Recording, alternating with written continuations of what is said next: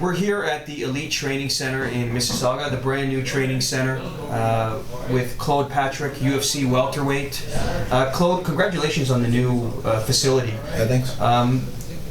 You've been practicing jiu-jitsu since the early '90s, or Yeah, a long time. For a while, since you were 13 years old. Something like that. I didn't really have classes when I was 13. I was doing martial arts. Got into jiu-jitsu with Sil Maroney over at MAFA, it was called. I was about 17 or 18 years old. Great. And so, can you describe what it's like being a part of Team Nova Union and training with the likes of Steve Da Silva, Wendell Alexander? How has that experience helped you in your jiu-jitsu progress as a competitor? I haven't seen those particular people in a long time. They're off doing their thing. Wendell's in Brazil. Steve is God knows where, Da Silva's Da Silva. A lot of love for Sugar Pop. Check him out on YouTube. But they helped me a lot, inform my game.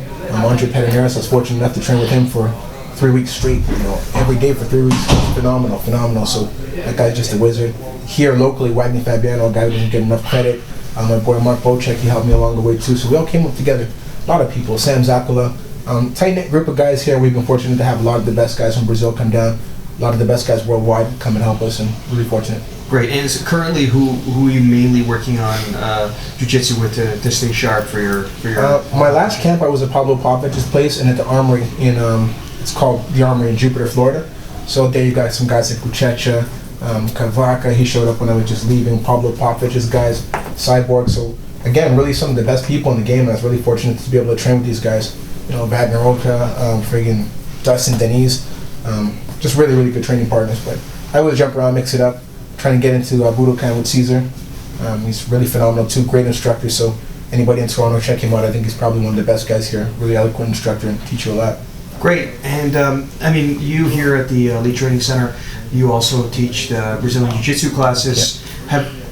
How would you describe the demand and the popularity for Jiu-Jitsu locally here over the last few years? Have you noticed a big rise in popularity? Ebb and flow.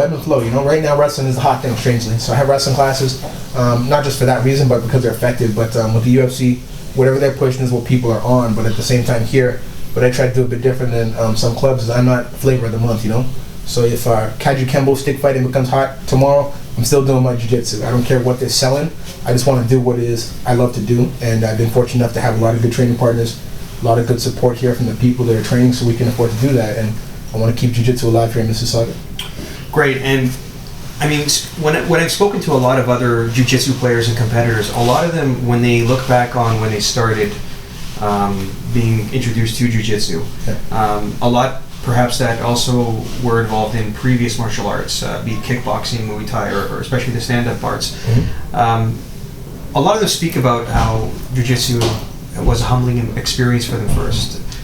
When you have students come into your gym here, do you notice that? Do you notice that people are really surprised in terms of what goes into jiu-jitsu and how challenging it is at the beginning? Hit and miss, you see the dedicated guys who stick with it, but at the same time there's some people who are the toughest guy on their football team and they're not about to come in here and get taken down by some little guy in armbar, and if they do, they're not coming back. So there's a whole bunch of different personalities, and it's not for everybody, but at the same time we keep it going.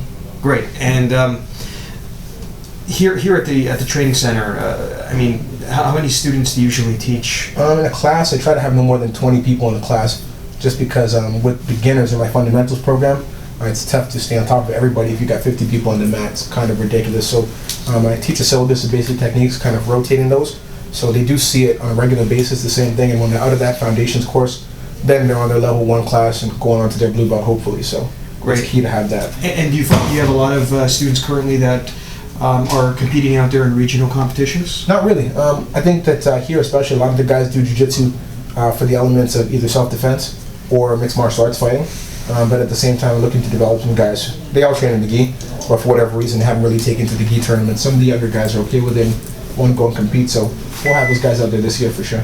Great. And for you, how has it been for you as an instructor when you see people developing and improving? Like, does that give you a completely different type of fulfillment and satisfaction? It's kind of tough when one day you're slapping him around, next day he's taking your arm. So you're like, whoa, what happened there?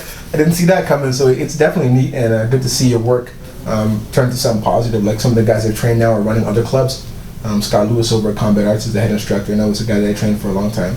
So it's really good to see other guys doing their thing and taking the game and improving and evolving on it.